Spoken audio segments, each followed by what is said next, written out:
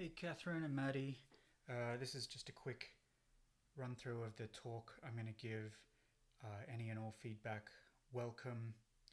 Um, it's probably going to run a little bit over, but my time limit for the conference next week is 12 minutes plus 3 minutes. Questions. I'm going to decorate these slides up a little bit more as well. So, again, a little bit rough, but just for your records. All right, thank you everyone for being here. I'm flattered that I have an opportunity to speak to you all today here at this conference. I'm here to talk to you about a study called We've Made a List and We're Checking It Twice. We're going to find out who's naughty and nice, a two-wave longitudinal study of children's moral behavior during Christmas. And I'd like to thank my collaborators, Catherine Francis at Keele and Maddie Wilkes at the University of Edinburgh.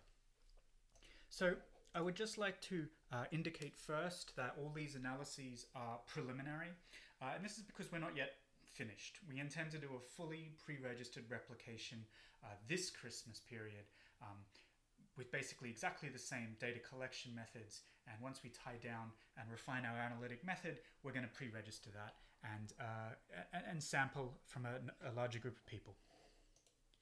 So, what's the basic motivation here? Well, Santa Claus is an omniscient, morally concerned, supernatural agent who acts upon the world.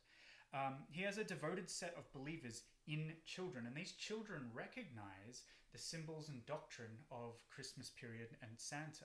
Primarily, be nice, don't be naughty. And a child's relationship to Santa therefore provides an interesting opportunity to study the emergence and development of adult-like commitments to big God-style deities. It's a little tricky to sometimes ask children about religion, and we can't experimentally inculcate it. So myself and my colleagues think the Christmas period and the Santa myth is a nice way of getting at the problem. So what's our background? Well, first of all, we're drawing on theory of credibility enhancing displays. Put simply, a refresher for those in the audience, these are behaviors that would be costly unless the modeler did not sincerely hold the associated beliefs justifying the action. Now, it is of course the case that parents do not believe in Santa. But from the point of view of the child, putting up the tree, singing the songs, eating the food, watching the movies, all of these are actually very consistent with the deception taking place here. Parents say Santa is real, but don't believe it, and yet they act as if he is. So it's actually a very reasonable position for a child from a social learning point of view to believe in Santa, and research reliably shows that children do believe in Santa as a real entity up until the age of about 7.5. We're also drawing on religious priming. Now, among believers, and in this case children, priming the object of belief increases a number of behaviors, including prosocial behaviors. Now, we haven't, to the best of my knowledge, religious priming hasn't been examined in children, but it is the case that children as a believing set should be more prosocial, and that is in part of the doctrine when they're primed with the trappings and the pageantry of Santa and with Christmas. And finally, we're hoping that this research can allow us to make some inferences about the development and support for big God's hypothesis in childhood. Now, this idea is that there's a powerful, supernatural, morally concerned overseer who can motivate prosocial and cooperative behavior in large anonymous societies. Now, the relationship here between Santa and big gods is not one-to-one, but it's a nice environment to test it, and I don't see any immediate and obvious reason why it shouldn't apply. Although creds and priming are the primary focus, we do hope that this kind of research can shed some light on the ontology and development of big gods. So, basic hypothesis. As Christmas approaches, children will behave better. Now, you have to be aware and committed to the doctrine in order for it to influence your behavior. So, we expect that belief in Santa will predict behavioral change, or prosocial behavioral change. This measure is reported by parents. We expect that rituals performed by parents are creds, and rituals performed by children are behavioral commitments to the doctrine. Therefore, the saliency of Xmas rituals will predict behavioral change in the prosocial direction. We want to see whether parents report that Xmas values guide their behavior at Xmas time. So we actually modified the religious creds scale to be an Xmas creds scale, and we expect this to positively predict behavioral change in children. Essentially, we're hoping to see that when parents report Xmas creds, they're modeling certain kinds of behavior like charity, generosity, commitment to family, and we're hoping to see that children represent these behaviors too. And put simply, older children will probably be better behaved simply because they have greater self-regulation and more mature schemas of behavior. Very important to control for age in this. We would expect age-related changes in behavior in prosocial and moral domain. So, in summary, we'd expect a child's belief, as reported by parents, to predict positive behavioral change. We'd expect the saliency of Christmas rituals to predict positive behavioral change. We would expect Xmas-related creds in parents to predict new studies available on Prolific. The child to predict this change. So we recruited parents with children where the children were between the ages of 5 and 8 years inclusive. We administered the survey at the very end of November, and research shows, and our data also show, that most people haven't started doing anything Christmas related until December 1. Okay? But the point here is not that it's zero, it's just that it's much lower. And this is colloquially before the Christmas period begins, and the second wave of the study was executed on Boxing Day. Now, in both cases, the survey was basically the same with some very minor changes, where parents reported on their children's behavior for the preceding 7 days. So the last week of November and the week preceding Christmas. Now, interestingly, there's no single unified scale for like children's prosocial or moral behavior. So Maddie Wilkes and I primarily have been working on this for a few years. Catherine, a moral psychologist as well, has also been involved. But this work started many years ago, and we've come up with the sharing, helping, obedience, harming, comforting, and selfishness scale.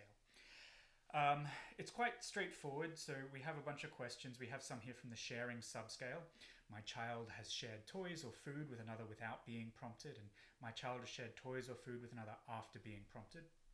And the same, we say similar things for obedience and harming. Now, just do keep in mind the prompted and unprompted dimensions here. They will become relevant later. We also have the Christmas creds scale. So we took the Landman and Burmester religious creds scale, which has good internal consistency and has good predictive power, and just modified it. So how often do you attend Christmas-themed services? To what extent do you modify your own behavior directly due to the Christmas season? To what extent do you embody the values of Christmas? Do you spread the Christmas spirit? This is quite an interesting tool, which we'll discuss later. And we also compiled a list of ritualistic Christmas behaviors and traditions, listening to singing Christmas carols, watching Christmas movies, playing Elf on the Shelf, decorating the tree, eating certain kinds of food, wrapping presents, these kinds of behaviors. We also had a bunch of exploratory and control measures. I won't go into too much time here, but I will point out we did also measure how much free time the child had at each time point, the idle hands and so on. And we did ask parents to ask their children, what do you think Santa cares about when he's making his naughty and nice list?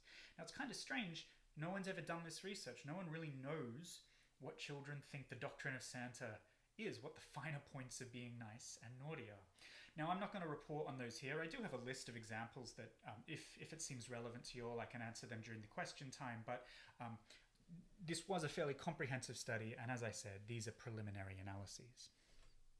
So, we had 97 children at both time points. The average was 7 years with a standard deviation of 1. 27 of the children had no siblings, and the modal average was 1. Our reliability for religious creds was very high, and our Xmas creds was also quite high. The ritual saliency score here, it's on a 1 to 10. It's a bit complicated, but this will do for the moment. You can see that it's fairly low, although there is some variation. And our shocks scale, sharing, helping, and so on, didn't have the 6 factors we thought it might. It actually had 3. Deviance, so disobeying and being aggressive, prompted prosociality, and unprompted prosociality. Okay? So that's quite interesting. Now, maybe that's an artifact of our scale, but our scale does have some nice psychometric properties to it. We can see here that when we took the scales at time 2, our Xmas creds was reliably high again. We can see that the ritual participation and salience increased considerably. That is significant. And we can see that the 3 factors did pull again, but you'll notice there's a different amount of variance explained, which foreshadows some things. So our results, just really simple descriptive stuff. Deviant behavior remained the same from the end of November to Boxing Day. Okay? No significant difference. We see that prompted prosociality increases over the same period and unprompted prosociality decreases. We see that ritual saliency also increases too, which is a nice sanity check. We found that parent-reported child belief for Santa remained the same over the same period, which is also what I found in some other research. This kind of belief in children for Santa is trait-like until it isn't, until it drops off at about 7.5 or 8. So here are results of our regression. These are all the values we put in: age, Xmas and religious creds, child belief, ritual saliency, free time, siblings. Now, behavioral tool is the degree to which, or the frequency that parents reported using Santa as a behavioral tool. Be nice to your sister or Santa won't come. Or make sure you share your toys with everyone else so Santa knows you're nice. Stuff like this. And this is actually the full results. The frequency with which parents use Santa as a behavioral tool positively predicts deviance. Okay, it's not reducing deviance, but it's positively predicting deviance, and nothing else predicts anything else, which is rather remarkable for us. There's no second slide here. This is all the relevant values for the present circumstance, which I think is interesting. So, what can we know here? As Christmas approaches, we expected children to behave better, at least theoretically. We found that children were equally deviant from time 1 to time 2.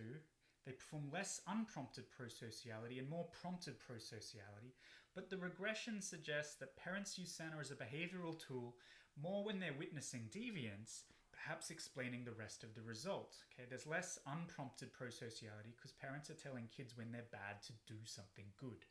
Okay.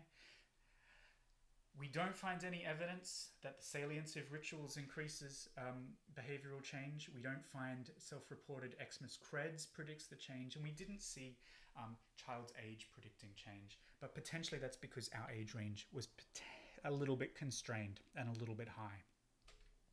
So final slide. So what are the implications in future directions? Well, fortunately, our Xmas cred scale is internally coherent, which is very cool for us. Our shocks scale also has some interesting psychometric properties. Our inferential analyses were preliminary and in places crude, but they do have some informative value.